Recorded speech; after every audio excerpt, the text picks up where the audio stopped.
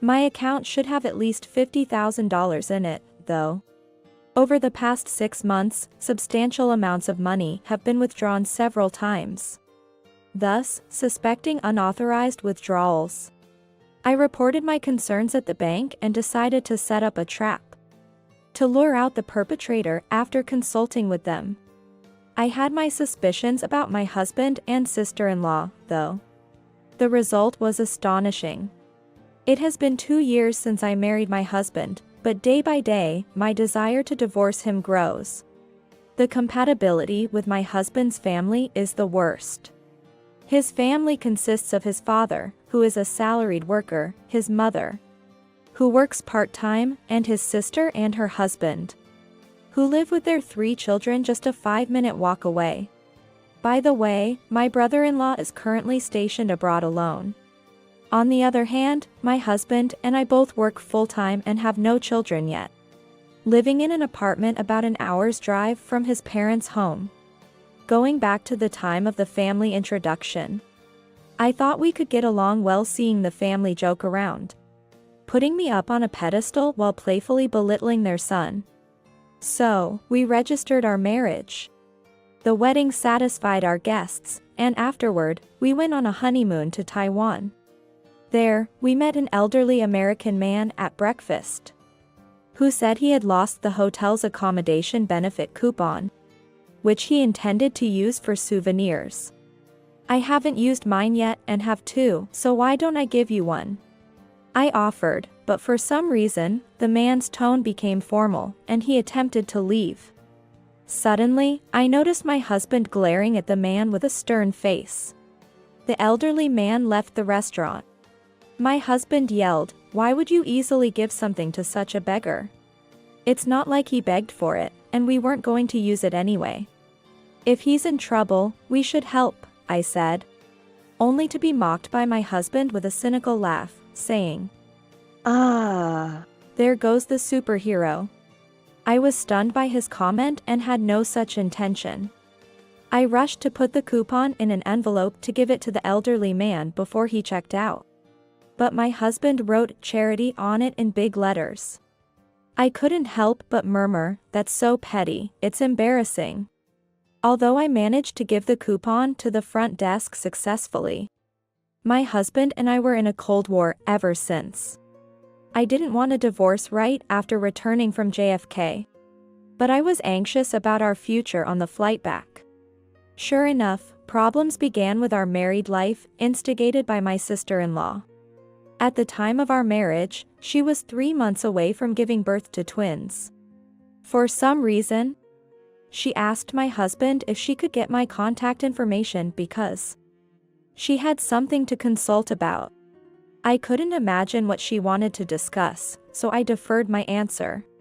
However, during that time, my husband told me, "I gave her your contact info." The next day, my sister-in-law said, "We're family now, so I'm counting on you for various things. It's tough raising 3 children nowadays, you understand, right? Being a stay-at-home wife all day, you'll definitely be a great help." And then she added, "For now, please keep yourself available for about 1.5 years. Are you asking me to help with childcare? I'm busy with remote work, so I don't have time for that," I replied. She just laughed and said, "That's just a bit more than a side job," completely ignoring me. When I told my husband, he agreed with his sister, saying, "She's right. You're part of the family now. There's no need to formally ask for help within the family." I retorted, "If you're short on hands, why not ask your mother or your sister's husband's family?" But he said, "It's too late for that. You're in charge of taking the older kids to and from school while my sister is in the hospital. However, it takes an hour's drive one way from our home to my sister-in-law's or the in-laws, commuting back and forth every day according to the kids' school schedule would waste half a day. Even if my sister-in-law and in-laws don't understand remote work, I can't comprehend why my husband allows her to run rampant." Moreover, he smirked and said, You're the superhero, so you'll naturally help my troubled sister, right? I'm fed up with his persistence. I went to my in-laws the next day and refused everything regarding my sister-in-law. The following day, she asked me to do the nephew's pickup and drop-off. But I firmly declined, saying, I have work and the distance is too far, so I can't take it on. However, my in-laws became angry, saying, can't you have some compassion? And didn't your parents teach you anything? This is disgraceful.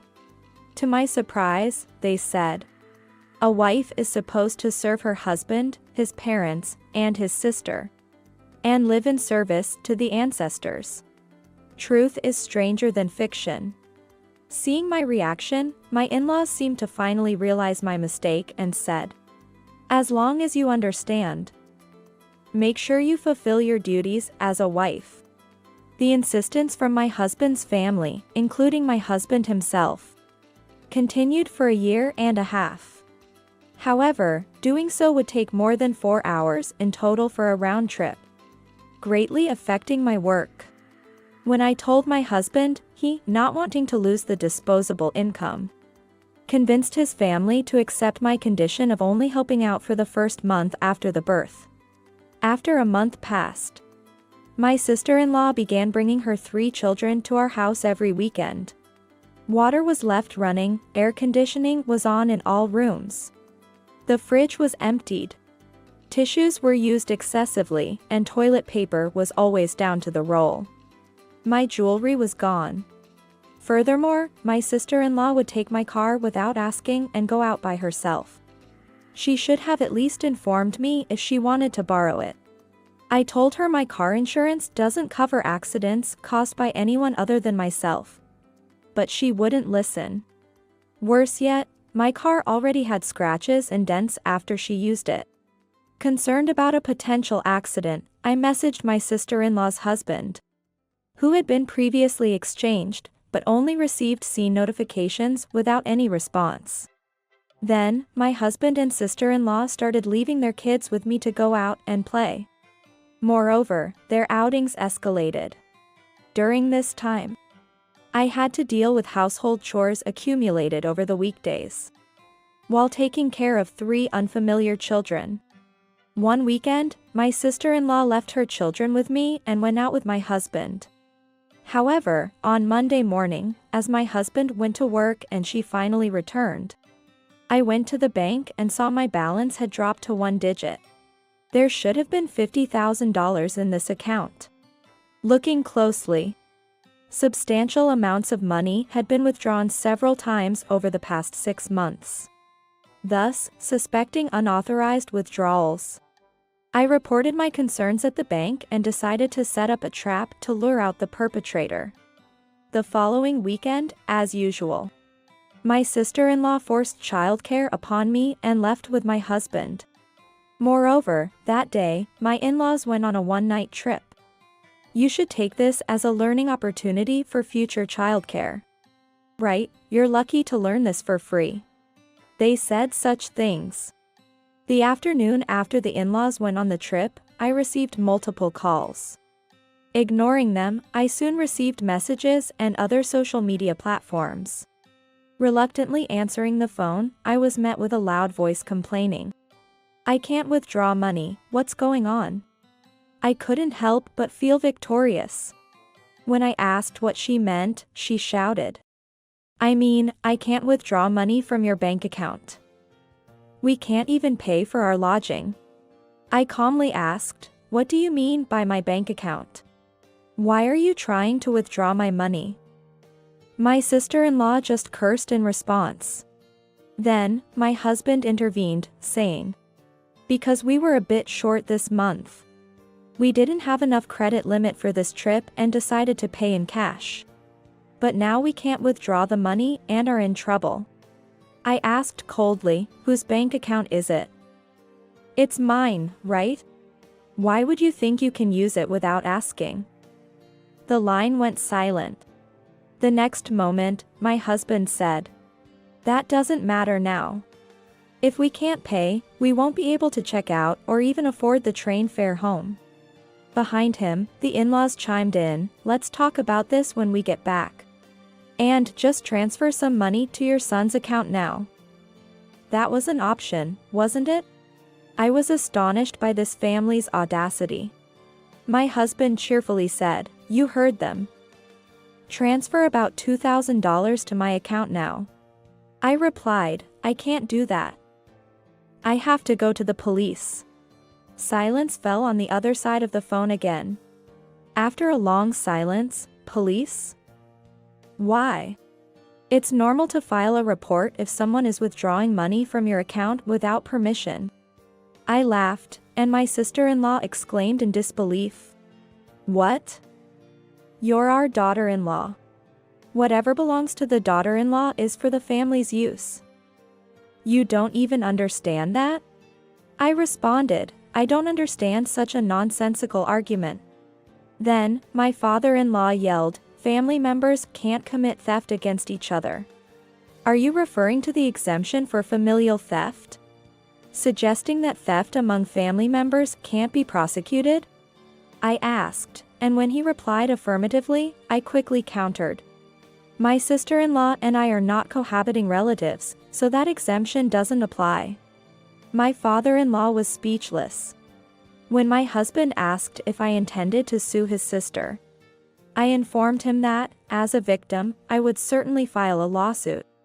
And I would also consult about the theft of my jewelry and other items taken by my sister-in-law as theft. My sister-in-law interrupted, asking if there was any evidence. But I had already identified her flea market app account, where records of her selling items stolen from me remained, including some with photos of the warranty cards, making it clear they were mine. She started crying when I informed her of this. Then, when my husband became angry and told me to apologize to his sister for making her cry, I responded, "I'm a superhero, so I cannot overlook wrongdoing." I also informed him that I was preparing for a divorce, and that there would be a proper settlement for alimony and division of property. He mocked me, saying he wanted nothing to do with a hypocrite like me and that he wouldn't pay any alimony. However, I had records and witnesses of how my marriage had been made untenable by my husband and his family. When I mentioned exposing everything in court, my husband yelled, "Witnesses? What are you talking about?" A person in the passenger seat, connected to the car's speakerphone, said, "It's me. I've been observing and listening to all of your misdeeds as a member of the family. When I realized money was being withdrawn from my account without my knowledge, the bank informed me that if the transaction history wasn't recorded in the passbook, it's likely that someone with access to the cash card and PIN, usually a family member, was responsible. So, I devised a plan by deliberately leaving a bank statement showing a transfer of about $3,000 to the frequently used account in a conspicuous place in the house, while changing the PIN. This was intended to lock the cash card after 3 failed attempts by my sister-in-law, using the old PIN, effectively setting a trap to ruin the whole family. Additionally, I left a brochure of an inn, mentioning how it only accepts cash payments and how unique that is these days, within earshot of my sister-in-law. Seeing her and my husband smirk about it, I was inwardly pleased. I sent a lengthy message and photos to my sister-in-law's husband, exposing how she dumped her kids on me, the unsanitary conditions at her house when I wasn't caring for the children, and how the in-laws condoned it without reprimanding her. He replied quickly, saying he had taken leave from his company citing a family emergency. He had harbored various grievances and suspicions towards his wife's treatment of their children, but was silenced by her threats of divorce without custody. My sister-in-law's husband and I cooperated, each hiring lawyers. I sought reimbursement for the embezzled money, compensation for my stolen items, alimony, and property division, while he pursued a divorce and custody of the children. As my sister-in-law's husband calmly explained the situation, My sister-in-law was shrieking on the other end of the phone, and my husband said, "Do you think you can get away with this for free?" I snorted and told them, "I did a little investigation on you guys and found out something interesting. You were both dumping the kids on me while you were actually sinking your time into nightclubs and bars." I added, I thought it was bad enough that a brother and sister, both with families, would leave their children with someone else to party all night. But to think you both were even worse than I imagined. I informed my husband that my belongings had already been moved out of the apartment. And since the apartment is treated as company housing by my employer, a cleaning crew would be coming in next week, so he needed to leave soon. Then, I passed the conversation back to my sister-in-law's husband.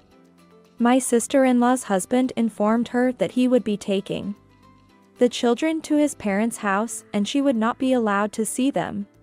He also mentioned that he would be selling the house, which was in his name, and she needed to move out immediately. We blocked all communication with them. Despite my sister-in-law and husband wanting to reconcile to avoid divorce, they couldn't check out of their lodging without paying the bill. Eventually, the in-laws were reported to the police for suspected dine and dash and lodging without payment. They were scolded by the police, promised to pay upon returning home, and made their way back using regular trains. As promised, I left only the divorce papers, and the in-laws found their homes empty. Thanks to competent lawyers, I received a lump sum for alimony. And both my sister-in-law's husband and I finalized our divorces. He successfully gained custody of the children. The former in-laws, at the behest of my ex-husband and ex-sister-in-law, had to sell their home to cover the alimony and embezzled money, becoming guarantors for the new debts incurred by the ex-sister-in-law and ex-husband. Furthermore, their debts at the nightclubs and bars became so substantial that they had to work tirelessly day and night to repay them. As for me, I'm taking a break from marriage for a while. I plan to focus on taking care of myself, making up for the time wasted with my ex-husband.